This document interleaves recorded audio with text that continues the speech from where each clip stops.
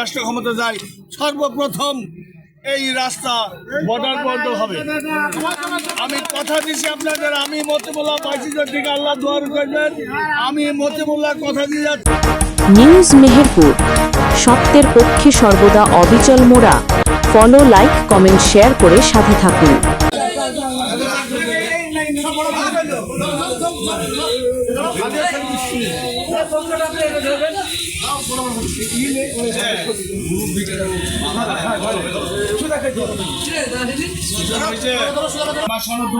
আমাদের বলছি যে আমাদের মা দেশ জননী, দেশের নেত্রী, সে দুর্দিনের নেত্রী, অবসর নেত্রী।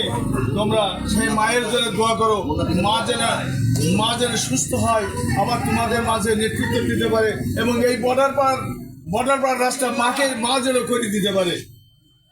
এই তোমরা সবাই আমার মার জন্য, দেশের মা জননীর জন্য দোয়া করো। আমরা আছি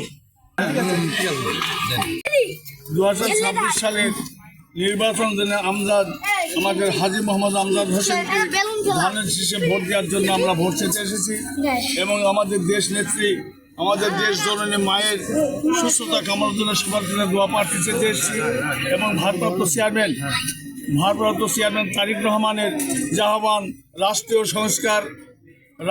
সংস্কারের 31 দফা বাস্তবায়ন করার জন্যে।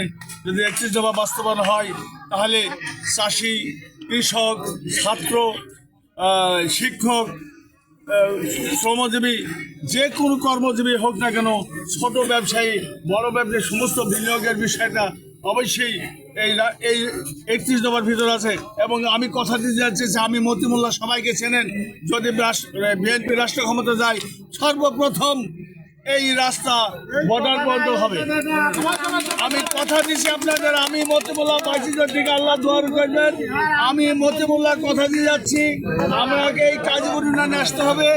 আপনাদের সকলের কাছে দোয়া প্রার্থী, আমি এই রাস্তা আমি মতিউল্লাহ করে দেবো, এটা আপনাদের কাছে ওয়াদাবদ্ধ আমি হয়ে যাচ্ছি। এই বলে আমার বক্তব্য।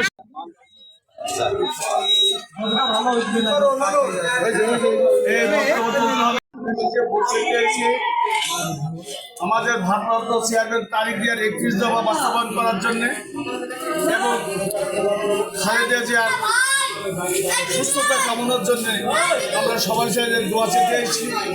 আর তারেক জিয়ার 31 দফা বাস্তবায়ন, যদি রাষ্ট্র ক্ষমতা যায় অবশ্যই 31 দফা বাস্তবায়ন হলে এই দেশের জাতি এবং কৃষক, জাতি জোড়া সবারই ভাগ্য পরিবর্তন হবে। এই বলে আমার বক্তব্য।